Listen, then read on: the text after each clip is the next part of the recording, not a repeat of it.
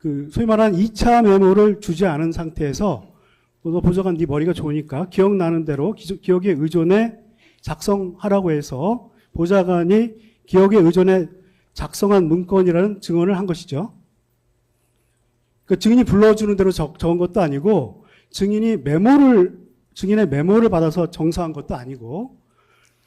이야기를 쭉 듣다 보니까 변호사께서 어떤 의미로 말씀하시는 건지 알지만 예. 이 3차 메모는 1차 메모로부터 비롯된 것입니다. 이렇게 뜬구름 잡는 말씀하지 마시고요.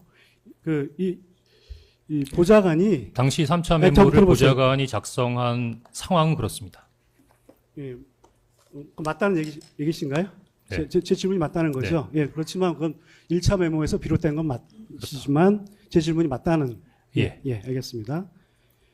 그러니까 그다음에 증인이 보좌관에게 정서를 부탁한 것은 증인이 직접 작성한 1차 메모가 보좌관이 작성한 2차 메모로 되는 과정이죠. 정서를 부탁하는 것은 1차 메모가 2차 메모로 되는 과정에 정서를 부탁한 것이죠. 네. 근데 이제 2차 메모에서 3차 메모로 넘어가는 과정은 정서를 부탁한 게 아니죠.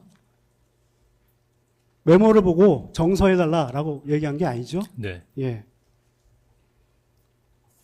그러니까 3차 메모 작성은 정서를 부탁하는 것이 아니라 증인이 기억하지 못하는 어떤 명단이 있는지 사람이 있는지 궁금해서 보좌관에게 네가 기억이 좋으니까 보좌관 기억에 의존해 재작성해 보라고 한 것이었죠.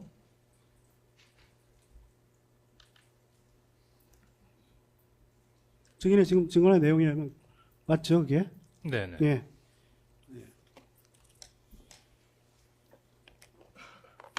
증인은 특검 주신문 21항에서 1차 내지 3차 메모, 1차 내지 3차 가필 등 메모가 수정되었는데 각 메모에 기재된 이름, 명단은 동일한가요?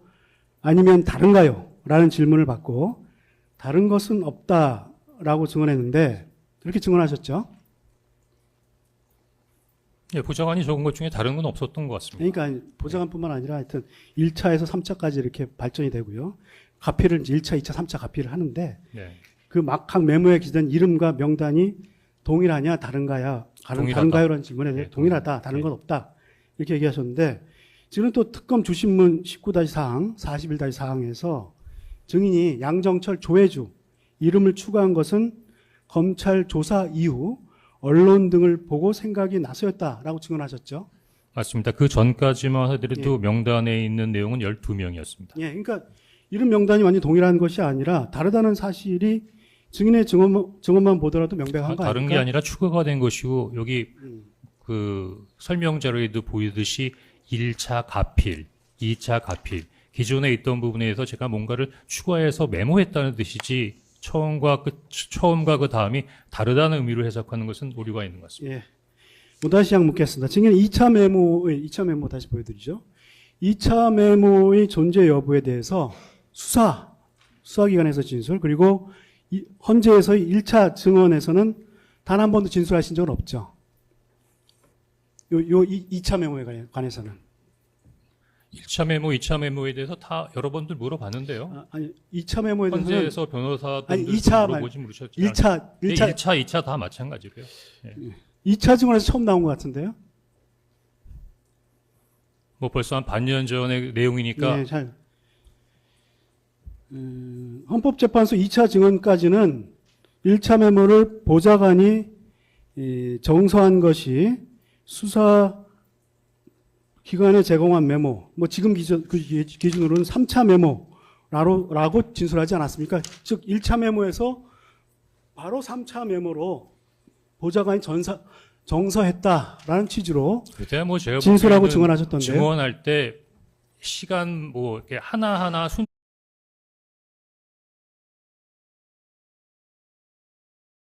순차적으로 얘기한 게 아니라 핵심을 질문했으니까 방금 물어보신 거에 대해서 네, 아니요로 대답하라는 것처럼 그 핵심만 대답을 한 거죠. 아니 지금 제가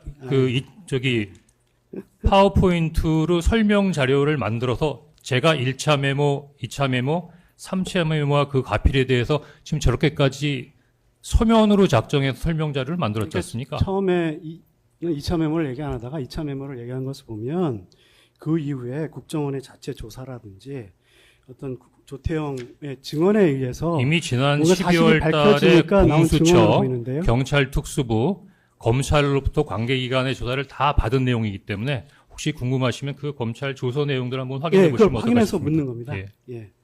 그게 그때는 2차 메모를 전혀 얘기를 안 하시고 바로 1차 메모에서 3차 메모가 생성된 것처럼 이렇게 약간 뭔가 진술했기 중간에 때문입니다. 착오가 있었던 모양이네요. 사실은 그 예, 알겠습니다. 방금 설명 착오가 자료에 있었다. 나와 있는 부분 것 같습니다. 예, 착오가 있었다. 근데 예. 착오가 저희들은 의도적인 것이라고 보고 그 이유를 이제 다시 추궁하는 질문을 혹시 하도록 재판장님 하겠습니다. 제가 예. 이와 관련돼서 제 개인적인 얘기를 한마디 하고 또 변호인분들의 질문을 받아도 될까요? 그 아니, 이따가 저 이와 관련된 내용입니다. 말씀드릴 시간을 이따가 또 드릴게요. 그 네. 드리는데 지금 변호사님이랑 증인께서 자꾸 말씀이 좀 부딪히는 경우가 많아요. 그러니까 변호사님께서도 증인께 일단 말씀할 기회를 드렸으면 끝까지 좀 들어보시고 그다음에 증인께서도 변호사님 말을 일단 끝까지 듣고 또 답변을 하시고 서로 좀 그렇게 좀 해주십시오. 예. 예. 추가 증거 순번 179번 조태영 증인신문조서 그리고 추가 증거 183번 홍정은 증인신문조서 다 헌재 증언 내용인데요. 제시해 묻겠습니다.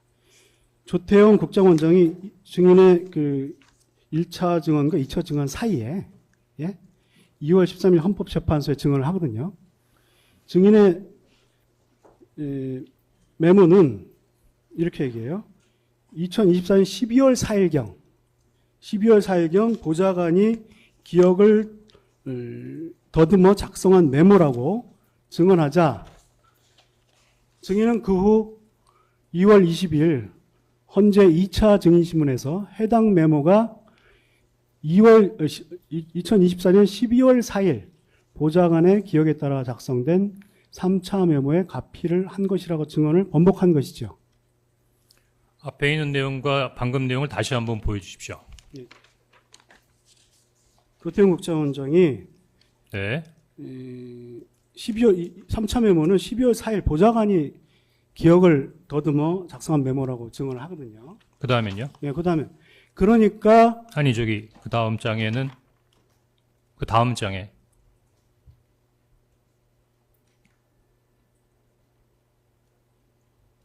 그 다음 장에 이제 증인이 2월 20일 날 증언하는. 동일하지 않습니까? 뭐가 다르다는 아니 말씀이시죠? 이때 처음 이제 얘기를 하신다는 겁니다. 물어봤으니까 그렇게 대답했겠죠. 그날 이제 12월 4일 그런 증인은 특검 주신문에서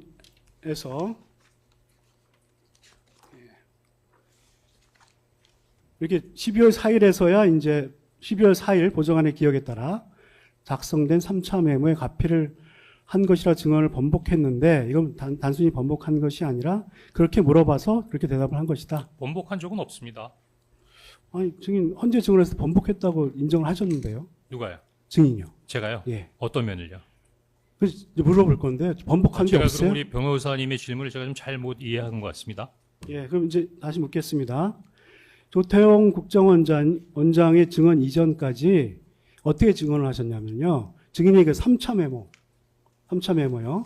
그거를 비상계엄 당일 증인이 작성한 1차 메모를 12월 3일 같은 날 보좌관이 정서한 것으로 설명하셨던데 그 이후에 국정원장이 이건 12월 3일이 아니라 12월 4일 날 보좌관이 정서한 것이라고 이렇게 얘기를 하니까 증인이 증언을 바꾼 것이거든요. 아마 2차 메모도 보좌관이 했고 3차 메모도 보좌관이 했으니까 그냥 보좌관이 썼다라는 부분으로 이야기한 부분이 잘못 이해될 수도 있고 그 부분까지는 제가 토시 하나까지는 제가 잘 뭐라고 말씀드리기 좀 어려울 것 같습니다. 근데 보좌관이 12월 3일 날 작성했다는 것과 12월 4일 날 작성했다는 것은 많은 의미가 많이 다르지 않습니까? 제가 보기에는 그 방금 말씀드리려고 했던 부분도 그렇지만 그 변호사께서 궁금해하시는 거 지난번 공판 때 그 변호사 중에 한 분이 이 메모의 가장 신뢰성의 핵심적인 포인트는 그 보좌관이 있느냐 아니면 그 보좌관이 차장의 지시를 받고 실제로 썼느냐라고 얘기했는데 저는 그 부분이 가장 중요한 핵심적인 포인트라고 생각합니다. 이건 다시 물어보겠습니다. 보좌관을 불러서 직접 물어보시고 그러세요? 지난 기회에도 말씀했지만 네. 검찰에서 보좌관을 조사하지도 않고 보좌관에 관한 진술 조서를 만들지도 않았어요. 아, 이건 또 사실과 다릅니다. 제가 아니, 12월 4일 날, 아니, 물어보게- 12월 4일 날 지금 1차 증인으로 출석했을 때, 요 바로 앞에 앉아있는 김계리 변호사께서 저를 신문하셨습니다. 그때 우리 김계리 변호사가 제 보좌관의 진술서라는 것을 보여주면서 보좌관이 메모를 적었다는 내용은 진술하지 않았다고 지적한 적이 있었는데, 무슨 뜻이냐면 당시 김계리 변호사는 당시 제 보좌관의 진술까지 확보하고 있었고, 또 하나는 제가 보좌관의 글씨를 보니까 그 사람이 아니라서 제가 보좌관이 한 사람이 아닙니다라고 얘기했더니 보좌관이 세 사람이 그분은 있다고 왜 나중에 말씀하셔서 물어볼 이미 건데. 김계리 변호사는 다 알고 계세요. 2월 같이 4일을 정보 공유를 왜 말씀하시는 안 겁니까? 하십니까? 헌재에서 2월 4일을 말씀하시는 겁니까? 저 잠깐만요. 네, 2월 4일 날 얘기한 겁니다. 잠깐만요. 제가 보기에는 변호사님도 그렇고 증인도 그렇고 너무 막 긴장하셔가지고 막 그러시는 것 같은데 그냥 있는 그대로 지금 질문 자체는 그거에 그냥 답변을 또 해주시면 되고 이따가 김계리 변호사는 그거 기억 못 하세요? 맞습니다. 맞죠? 증인이 예. 저에게 증인의 보좌관이 3명이냐고 4명이냐고 저에게 대묻지 않았습니까? 아니요, 증인- 제가 그때도 제가 그랬지만 보좌관이 한 오늘 명이 증인이 아니다라고 말씀드렸죠. 증인이 답변을 하는 곳입니다. 여기 현재에서 그러셨는데 증인이 오늘 여기서 근데 그 답변을 하는 김계리 곳입니다. 변호사는 당시 2월 달이면 한참 그 헌재에서 그 이후에 법리가 논쟁이 심할 때인데 그 국정원 직원의 진술을 어떻게 확보하셨죠? 원래 김용현 국정원에 있는 모든 문건은 반출되지 않도록 되어 있는데 혹시라도 불법적으로 반출된 문건을 헌재에 증거로 제출하시면서 증인으로 하여금 불리한 증언을 유도하신 건 아닙니까? 혹시? 증거 기록이 있습니다. 네? 지금 증거 기록이 있습니다.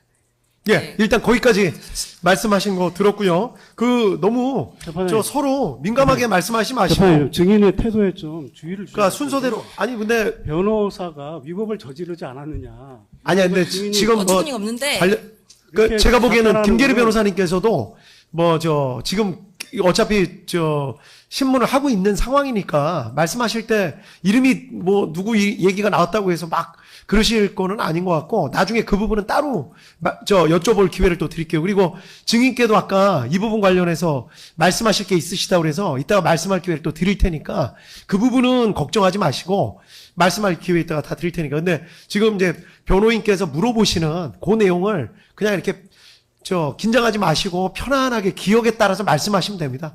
네, 알겠습니다. 재판장님. 긴장해서가 아니라 변호사께서 물어보시는 부분에 있어의 의도가 보이니까 제가 조금 그 부분을 설명드리려다 보니까 말이 좀 많았던 것 같습니다. 싸우지 않는 자는 배지를 떼라.